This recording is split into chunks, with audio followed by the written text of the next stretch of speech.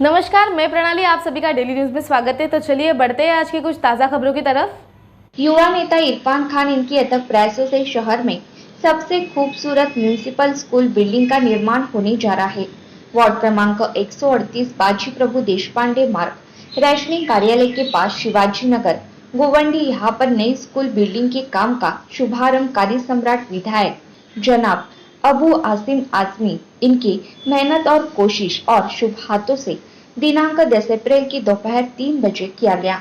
इस अवसर पर बड़ी संख्या में नागरिक उपस्थित थे। में पहले भी 3 स्कूल बन चुके हैं। इस तरह का स्कूल पहली बता रहा हूँ। जो हम आए थे ना, तो स्कूल ऐसे थे कि इसमें चूहे घूमते थे, बिल्लियाँ गंदगी करती थी, बिल्कुल ख़राब हालत थी। तो 1, 2, 3 स्कूल तो बहुत अच्छी बिल्डिंगें बन गई।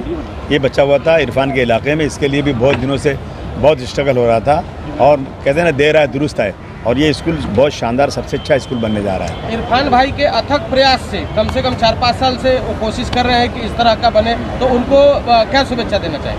इनको मुबारकबाद दिया ना मैंने, और अच्छा काम करेंगे, टिकट भी दे दूंगा। अब क्या चाहिए? जैसे कि आपकी जो पार्टी है वो म्यूनसिपालिटी स्कूलों के, सरकारी स्कूलों के लिए बहुत सहायता पहुंचा रही है, उसी तरीके से प्राइवेट स्कूल वालों के लिए कुछ सहायता है? जैसे प्राइवेट स्कूल के बच्चे आज फीस नहीं भरे तो उनको भगा दिया जा रहा है। देखिए ये दिक्कतों का सामना करना, ये किसी इंडिविजुअल आदमी की हैसियत नहीं है। हम लोग 2-5 लाख रुपया दे देते हैं, हर साल दे देते हैं, तो कुछ लोग स्कूल में फीस भर देते हैं, कुछ लोग अपनी तरफ से एनजीओ लोग भर देते हैं। लेकिन सरकार की ये जिम्मेदारी होती है कि सरकार कम से कम कोविड के ज़माने में सबकी फ़ीस पूरी माफ़ कर दे।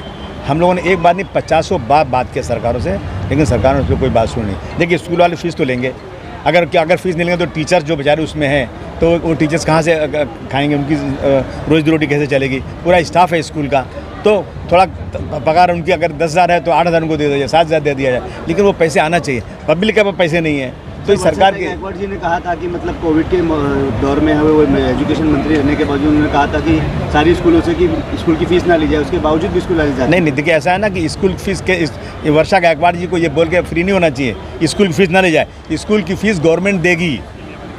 अगर स्कूल की फीस नहीं ली जाएगी तो टीचर को तनख्वाह कौन देगा? स्कूल चलेगा कैसे? तो सब स्टाफ पूरा उनका क्या भुखमरी हो जाएगी उनके पास? खाएंगे क्या वो लोग? सरकार को अपने ख़जाने से ये पैसा देना चाहिए। इतना भ्रष्टाचार, इतनी बेईमानी हो रही है, तो क्या स्कूल के बच्चों को फीस सरकार नहीं दे सकती? ये सरकार की जिम्मेदारी है।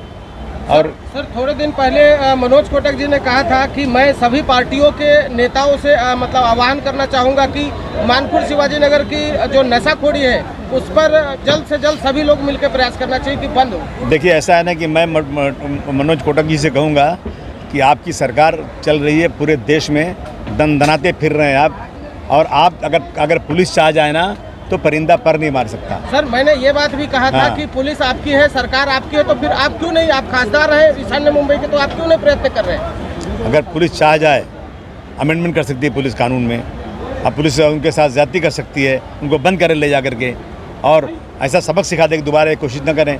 कम से कम जो बेचने वाले हैं वो एरिया में ना आने पाएँ। लेकिन क्या है ना, ये जो रिश्वत है देश में ना, बहुत ज़्यादा बढ़ चुकी है, और ये रिश्वत की वजह से ये सब हो रहा है। विधायक जी, जिस तरह आपने तीसरी दफ़ा जब एमएलए का इलेक्शन जीता था, उस टाइम में आपने कहा था कि इस दफ़ा 100 दिन के अंदर मैं नशा यहाँ से मुक्त कर दूंगा गोंडी से, लेकिन आज उसका कहीं ना कहीं उल्टा, इसमें खामियां क्या आ रही है? अगर आप दिखा देंगे, मैंने बोला है ना, तो मैं एमएलए का सिर्फ छोड़ दूंगा। 100 दिन में आपने नहीं, मैं कभी कह नहीं सकता ये बात जो मेरे हाथ में। मैंने हाउस में कहा था, हाउस में, कि अगर सरकार नहीं कर सकती तो मुझे दे दो और छूट दे दो मुझे, कि मैं जो चाहूँ करूँ।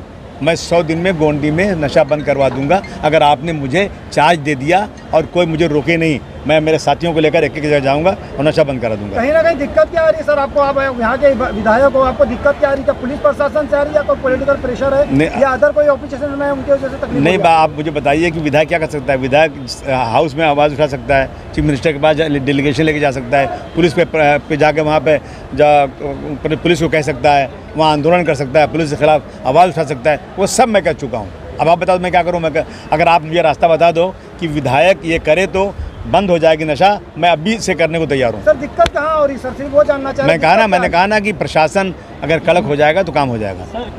डेली न्यूज को सब्सक्राइब कीजिए और बेल आइकन दबाना ना भूलें ताकि हमारी खबरें सबसे पहले आप तक पहुंचे।